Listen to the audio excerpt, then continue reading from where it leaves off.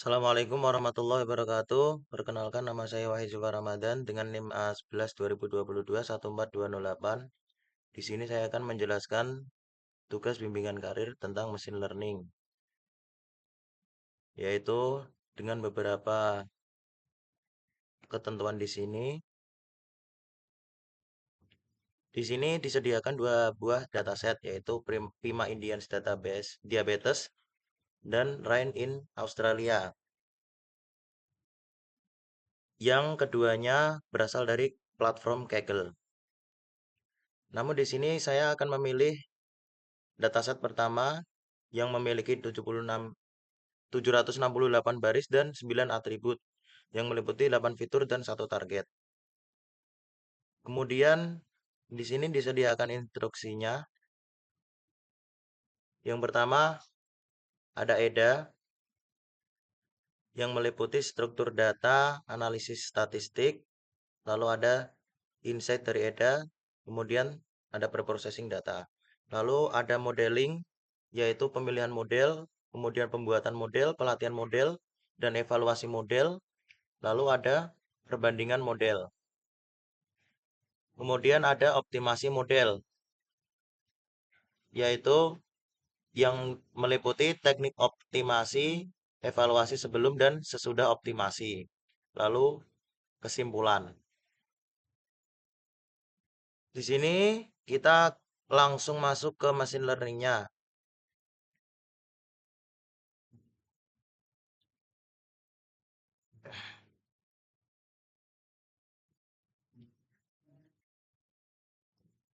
Bagian pertama ada library, yaitu kita memasukkan apa saja yang dibutuhkan untuk pengolahan data di bawah. Sessionnya sudah dimulai, coba kita run.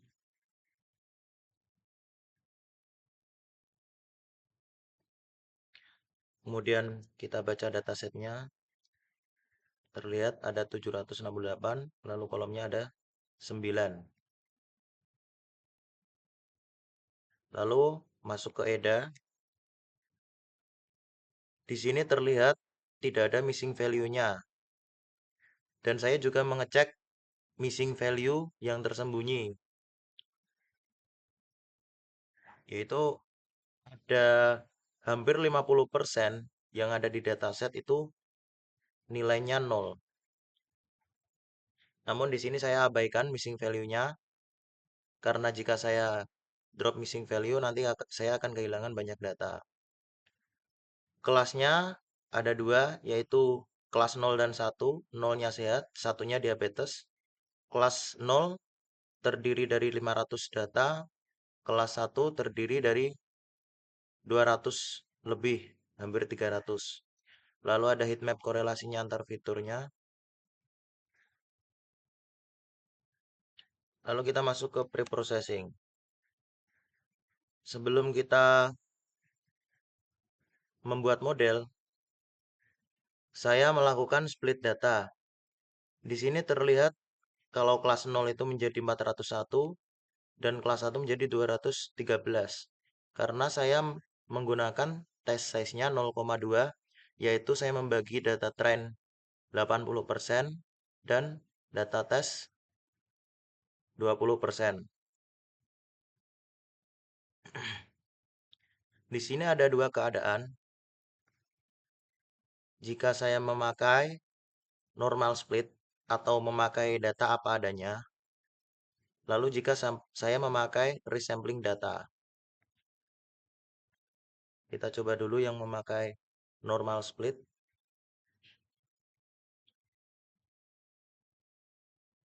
Saya menerapkan SMOTE karena terlihat data di atas sangat tidak balance, 401 dan 213. Kemudian saya resampling menggunakan SMOTE menjadi 400 dan data trend finalnya menjadi sekian. Lalu masuk ke pembuatan model.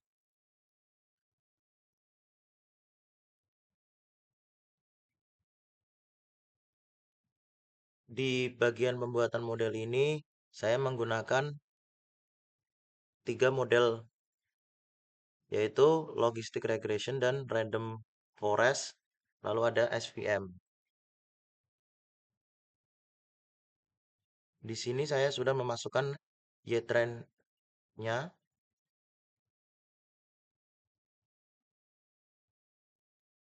kemudian ada model, akurasi, precision, recall, F1 score.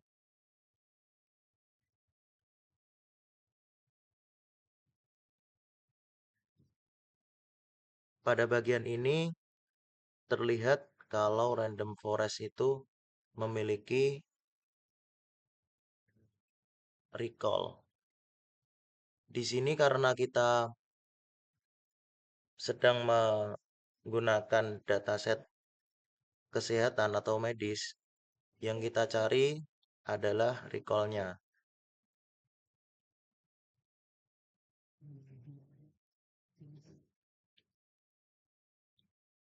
Sudah terlihat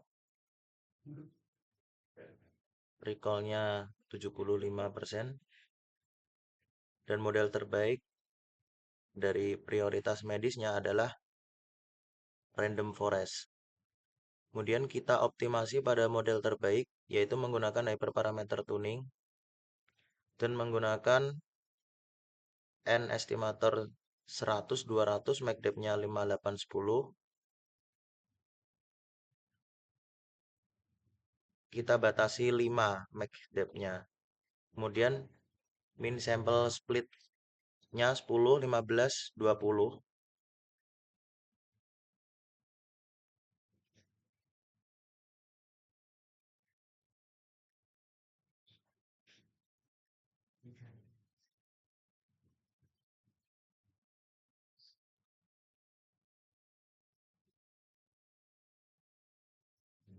Ini hasilnya. Sesuai instruksi yang ada di tab ini, saya melakukan optimasi pada model terbaik dengan menggunakan hyperparameter. Lalu saya menyusun strategi parameter grid yang mengkombinasikan parameter bebas seperti max depth-nya ini, kemudian ada min sample leaf untuk mencari keseimbangan terbaik antara menghafal data ataupun generalisasi. Ini sebelum dan ini sesudah.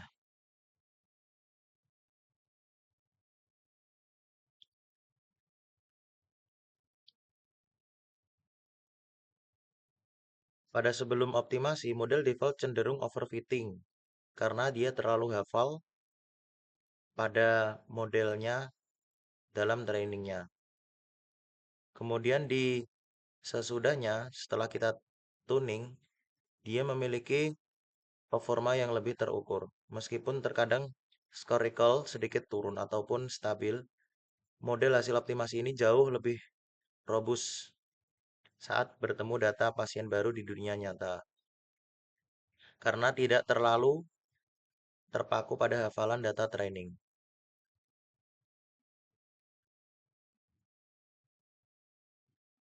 Kemudian hasil ini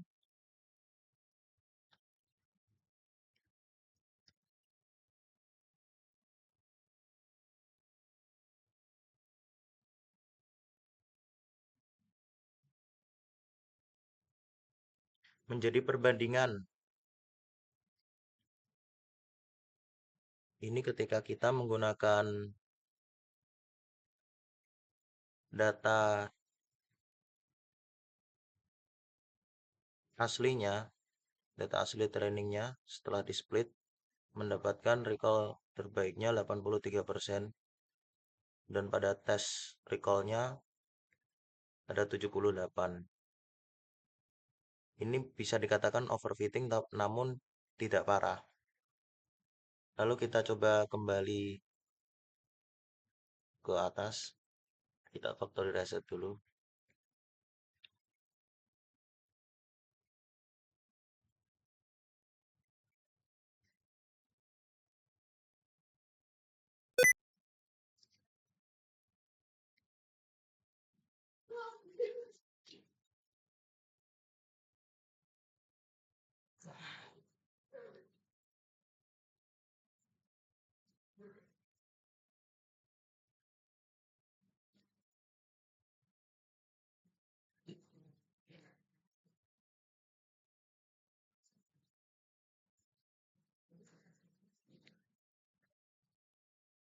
Kemudian di sini saya akan mencoba menggunakan resampling data yang menjadi 500. Kenapa saya melakukan ini? Saya ingin mencoba mencari nilai recall yang lebih tinggi. Ini data asli sebelum di resampling dan kemudian ini adalah data yang sudah di resampling. Kemudian kita masukkan ke model.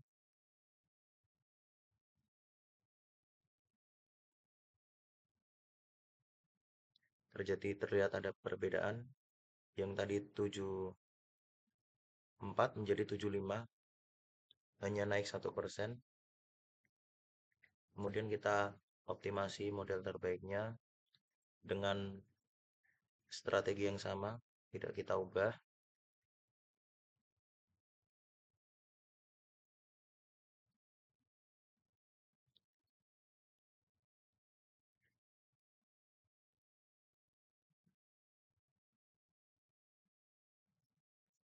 Dan terlihat pada recall terbaiknya menemukan nilai 87%, naik sekitar 4% dari yang tadi 83%. Kemudian pada test setnya juga 76%. Sama overfittingnya namun tidak terlalu parah. Kemudian kita coba simpan modelnya. Di sini menunjukkan bahwa hasil positif diabetesnya adalah 80%.